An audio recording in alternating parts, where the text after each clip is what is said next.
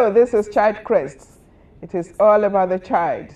We are continuing with our series on community health and also zeroing in to hemorrhagic fever, viral hemorrhagic fever diseases.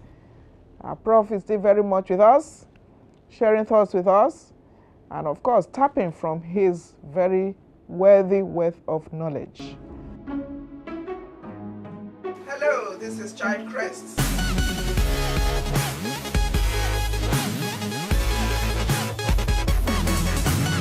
In the kitchen, when women are cooking, food hygiene goes a long way.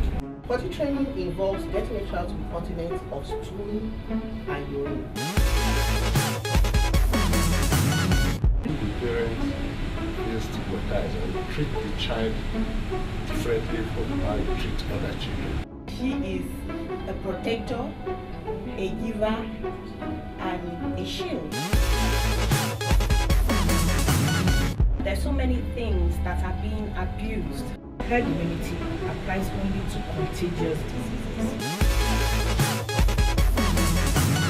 By making sure we wage war against rodents. You look at the toys that you're going to buy for the child, especially children under the age of 2. You need to look at toys that they cannot swallow.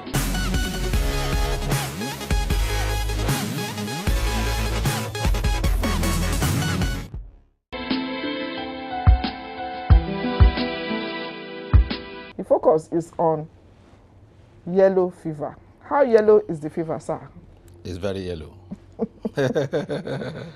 One of the symptoms caused by that virus is that it turns the eye yellowish. They call it jaundiced because the virus affects liver. It disrupts the cells in the liver. So the contents of the liver is what now mixes with the blood that turns the eye yellowish. So it's one of those viruses that affect liver. It's after gaining entrance into liver and disruption of liver cells. Then the next thing is that it turns everything yellowish, but it is noticeable in the eye. Yeah, the virus was discovered around 1903 after so many episodes, after so many loss of lives due to yellow fever disease. Nobody knew what the cause was. But it was until 1903 by the American surgeon and researchers that they now came to the conclusion that the cause of yellow fever might be an agent that they have not seen before. Okay. And by 1926, a virus was isolated from a victim of the virus during an outbreak of yellow fever in Ghana. And the isolation of the virus was done here in Lagos at Yaba, where the Americans established a laboratory sponsored by the Rockefeller Foundation. And the virus was isolated from these patient, and that actually heralded all other studies that follow the work on yellow fever virus and the outbreaks, including vaccine development, including better diagnosis. It's as a result of successful isolation of the virus from that Ghanaian patient. They had the outbreak. And ever since then, they've been calling it yellow fever. And work has shown that the virus was carried by mosquitoes, Aedes mosquitoes. And nowadays, we now know that a good number of Aedes mosquitoes carry yellow fever virus. Aedes aegypti, Aedes africanus, Aedes simpsoni, and a host of other mosquito species. They carry the virus.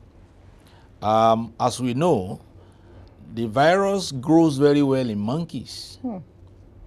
And they used monkey to isolate the virus in 1926. And ever since, we know that there used to be a sylvatic transmission of yellow fever, that is the jungle transmission between animals, especially monkeys. So monkeys transmit the virus among themselves through mosquito bite. And of course, bush dwellers, foresters, farmers, and adventurists, everybody inside the bush, they stand the risk of getting a yellow fever virus. Right, interesting. So mosquitoes transmit them. So when these people now come to the city, it becomes urban transmission, whereby from one human to another, with mosquitoes aiding the transmission. Okay. And that's how it started. So it's something that has been there for long, and it will continue to be there as long as we have mosquitoes around us. I hear that this yellow fever is quite deadly. Once it is diagnosed or it's left untreated, almost immediately, within 7 to 10 days, it can result to mortality. Is that correct? Yeah, it is true where they don't have immunity. Okay. And that's why WHO is recommending that children age of 9 months should be vaccinated against yellow fever. Interesting. Just to boost their immunity against wild yellow fever virus attack. Okay. And once you get one shot, you are protected for life. Okay. Though you may be boosting it with subsequent vaccines. But one shot will protect you for life. And it's good that we know that there's a vaccine. There is a vaccine. And I hear, in fact, sometimes it's a requirement when you're traveling abroad that you have the yellow fever because card. they don't want you to bring yellow fever to their own country, especially all those coming from yellow fever endemic areas. Okay. But I hear that even with that, you know that this country has a yellow fever vaccination, or they have taken precautive measures about yellow fever, and they still insist that you must have that card. That card will only tell an individual who has taken the vaccine.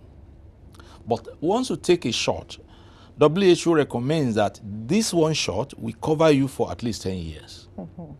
So that's what we really need to tell them, that once we take the shot, we are going to be covered for 10 years. So we can't be renewed that card if we are taking it out. Not that we should be going there and be taking the vaccine every time we want to travel.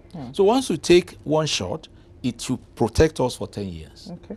So we shouldn't go and overload our system with the virus. It's good to know that there's a vaccine for this disease, unlike the other hemorrhagic fevers that we discussed much earlier on. And so that means the outbreak is not so rampant, it's not prevalent in the society. The government has taken the right precaution by introducing vaccines for children at age 9 months. Between age 9 and age 12 months, they've introduced yellow fever vaccines for children. And this is with a view to immunize these children, because we know we are in an endemic zone. And this, it's a greater boost. So once you have one shot, WHO believes that it's going, or scientists believe that this will cover you for life. And that's the essence of the vaccine. It's only those individuals who don't have such immunity that are at the risk of getting exposed to wild yellow fever virus attack. Well, you're talking about immunization. Are people really still, are there still some group of people that don't think that immunization or vaccines should curtail diseases in the society from your research around? We know there are a number of vaccine preventable diseases. Yes. Yellow fever is one of them. Okay. So measles is another, polio is another, and a host of few other ones that vaccines have been made available. So government makes that a policy that people should avail themselves or their children for these vaccines. Okay. And the essence is that so that they can be immunized ahead of time. Okay. So we shouldn't be talking of yellow fever. We shouldn't be talking of measles. We should not be talking of poliomyelitis because there are vaccines. Okay. So that's the essence. Okay. And another thing is that the government needs to make these vaccines readily available. And I think they are working towards that. Okay. And potent. Yeah, we are potency. Those are the factors that promote good vaccines. So we believe that they will not be stockpiling impotent vaccines. Okay. So what we are clamoring for now is to have locally manufactured vaccines. Interesting. So that at least we can use our own local strains to prepare these vaccines. And the vaccines will be readily available. So that's what we are clamoring for now. You keep saying that. So who are those people that can be at risk on this yellow fever? Children that miss the vaccines, they are at higher risk. Adults that have not been exposed to either the vaccine or the virus before, they are at higher risks.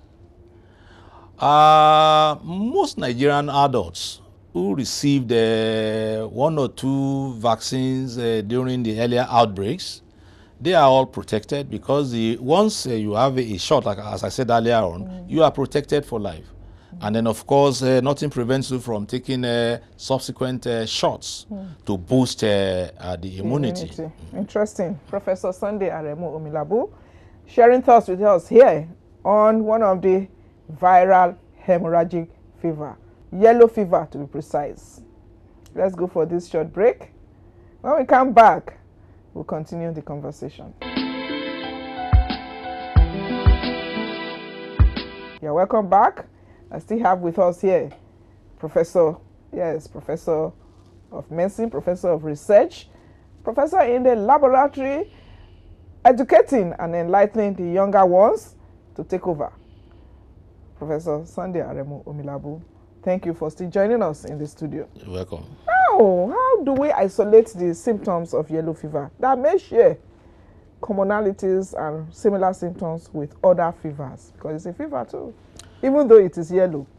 I said earlier on that most microbial infections, they all present alike at the early phase. And the only thing that you see among all of them is the fever. And that's why any fever you see, you think of the lighter ones, you think of malaria, before you think of typhoid, before you think of viral. And those are the areas where we're having issues. Because by the time we are now zeroing in on viral, the virus must have caused damages. And that might not be within management zone any longer. So initially, once we have fever, we should look for any of these viruses or any of these agents that we know are common in our environment. So we should diagnose, we should send sample to the lab where they have the facilities to check for malaria, check for typhoid, check for possible viral agents. Okay. That's the only way we can be on top of this situation. And isolate. Okay, I hear that even before the diagnosis, and then you start having peculiar symptoms of nausea, fever, muscle pain, backache, loss of appetite. I hear these are really isolated symptoms of. They are isolated symptoms, but some of these symptoms also could be found in malaria. Okay. And then, of course, we have in our environment where we have mixtures of microbes attacking at the same time.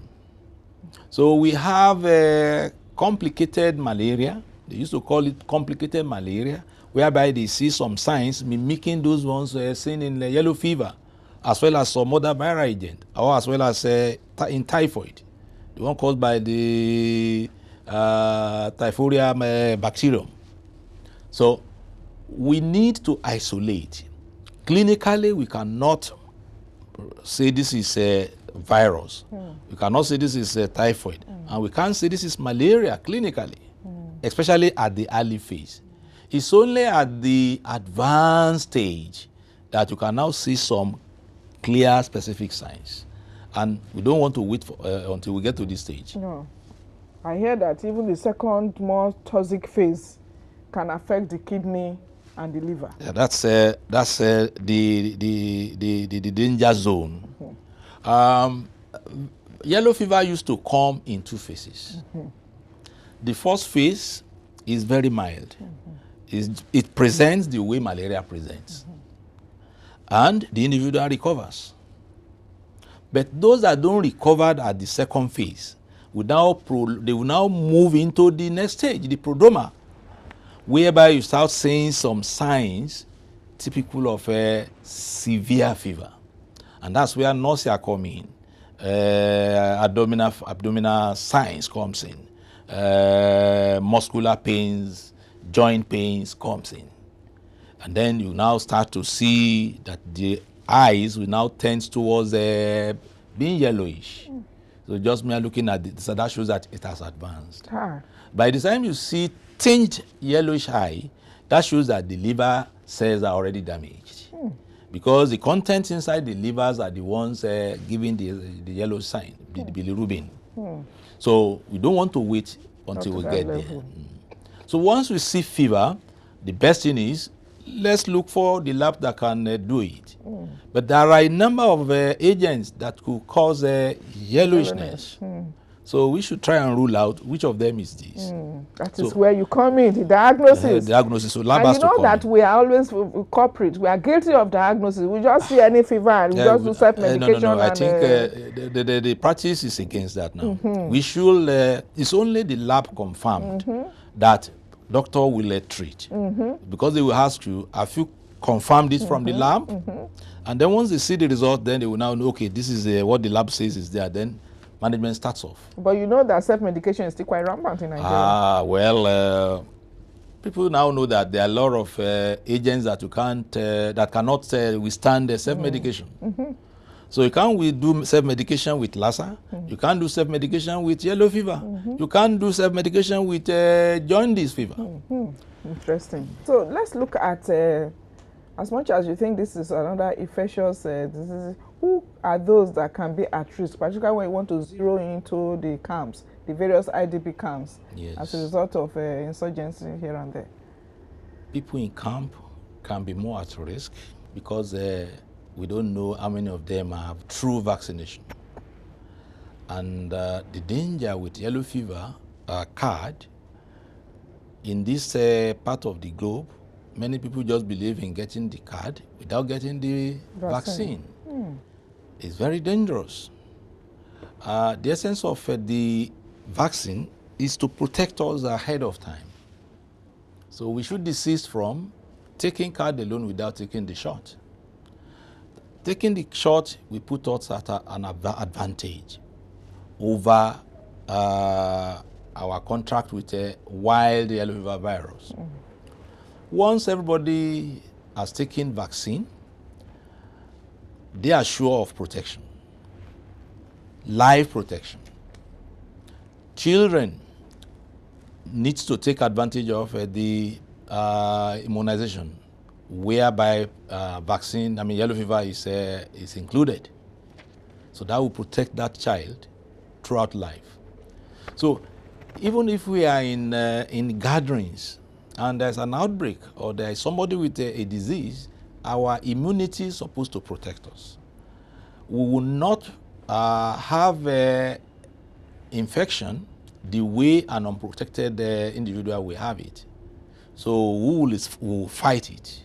So vaccine is supposed to immunize us, and so that any wild virus comes in, we face such a virus, and then we fight it down. Okay. As much as there are vaccines, we take it for granted that it's curtailed, it's stemming the tide. What is the health education, enlightenment process to ensure that people are compliant and taking this vaccine? Thank you very much. Aside the vaccine, we should wage war against mosquitoes. So mosquitoes are the transmitters. So if we wage war against the mosquitoes, then we're fighting yellow fever disease in a way. Fighting yellow fever as well as some other diseases carried by the mosquitoes.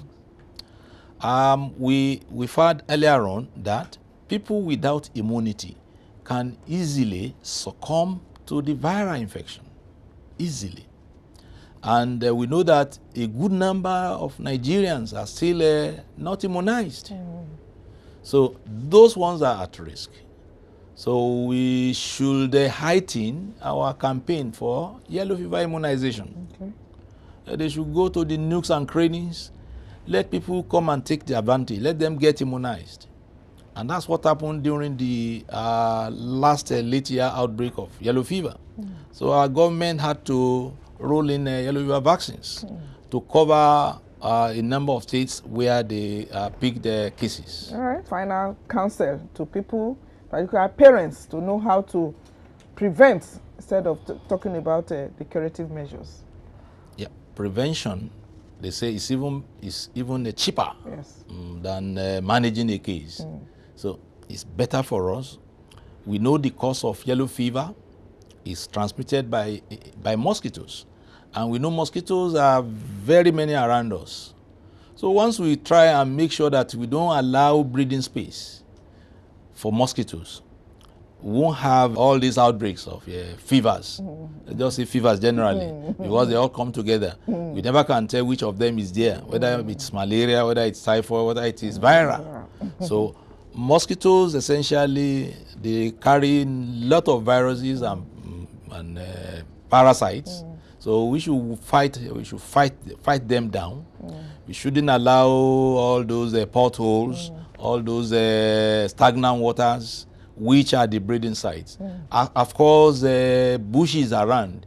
Mosquitoes hide within the bushes. And during the evening, they now move out. So we have to fight them. And then, of course, mothers should take the advantage of the immunization. They should take their children to take all the vaccines, especially for yellow fever. Yellow fever is to protect them against the endemic yellow fever that we know is around us. Thank you very much, Professor AREMU Omilabu, Director, Central Research Laboratory, College of Medicine, University of Lagos. Thank you very much for sharing thoughts with us. We're back shortly. Hello, this is Child Crest.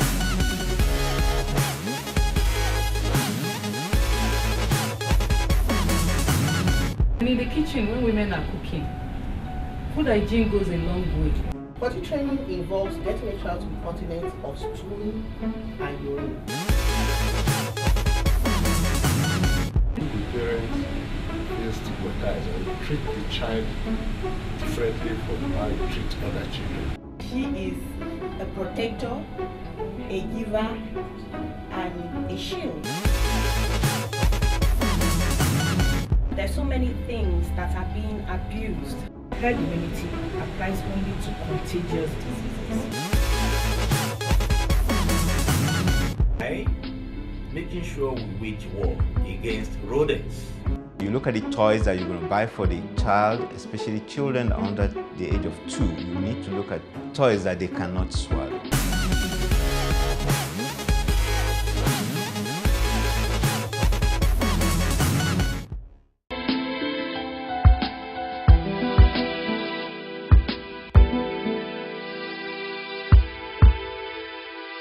Child Crest, it has been.